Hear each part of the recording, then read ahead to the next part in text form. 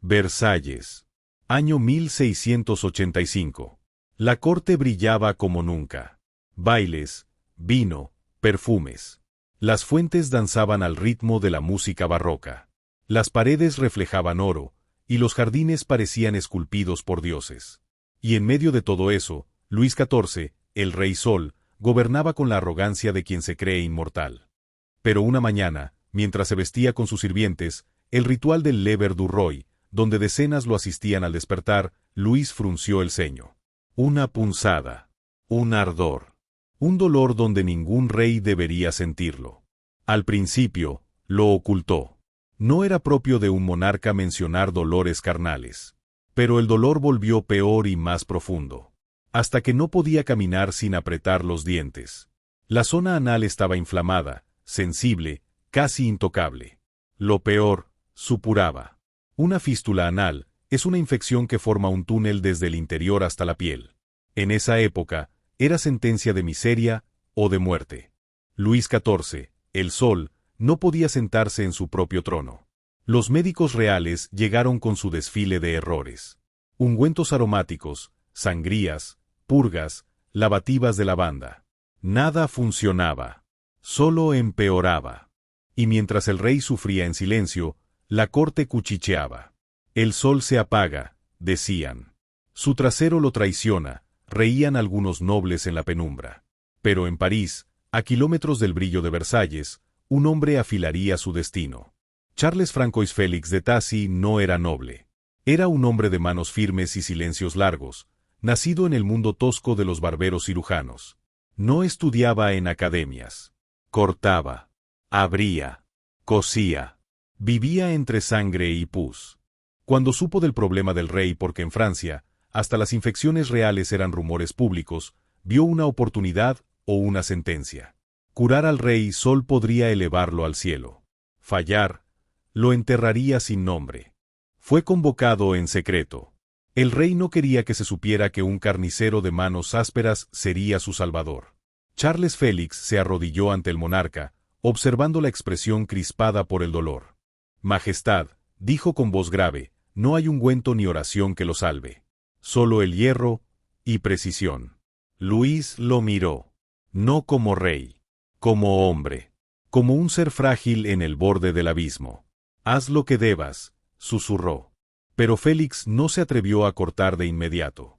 No, él quería perfección. Durante meses, entrenó en cuerpos vivos, prisioneros condenados a muerte. Les inyectaba grasa para crear fístulas artificiales. Los abría, los estudiaba. Falló. Aprendió. Volvió a fallar. Hasta que sus manos memorizaron la anatomía del infierno. Mientras tanto, el rey apenas salía de sus habitaciones.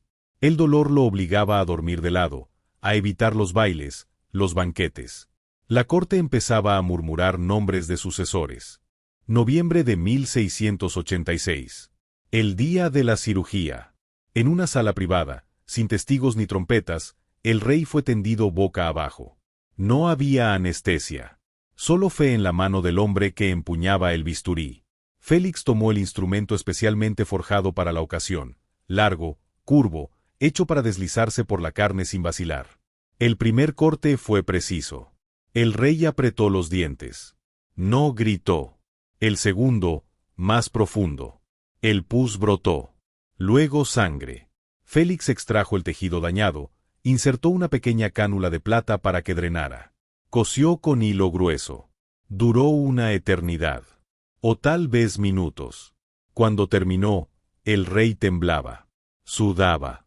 Pero estaba vivo. Y, por primera vez en meses, el dolor comenzaba a ceder. Los días siguientes fueron inciertos. Cualquier infección, fiebre o hemorragia podría matarlo. Pero la herida sanó. Poco a poco, Luis XIV volvió a caminar. Volvió a sonreír.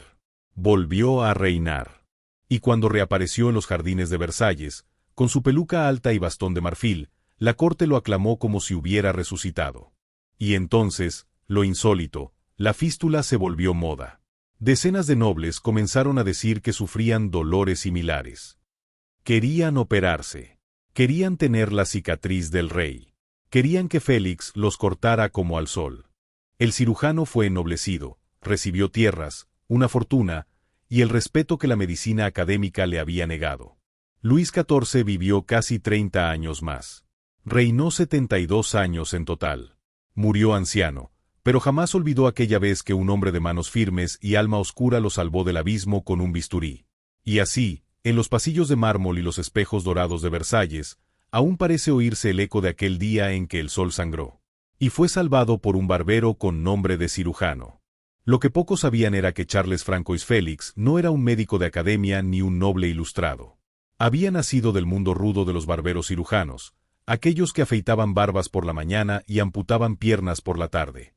Los médicos de París lo despreciaban. No hablaba latín. No citaba a Galeno. Pero lo que Félix tenía era algo que los demás no, manos que sabían cortar sin dudar. Hasta entonces, los cirujanos eran vistos como obreros de la sangre. Pero tras la operación del Rey Sol, todo cambió. Luis XIV lo ennobleció. Le dio tierras, fortuna y algo más importante, legitimidad. Gracias a esa operación, se fundó en Francia la primera escuela de cirugía reconocida oficialmente, y los cirujanos comenzaron a dejar de ser barberos para convertirse en médicos respetados. Lo que empezó como una herida vergonzosa, terminó siendo una incisión quirúrgica en la historia de la medicina. Si te ha gustado este video, dale me gusta, suscríbete y comenta. Nos vemos en un próximo video.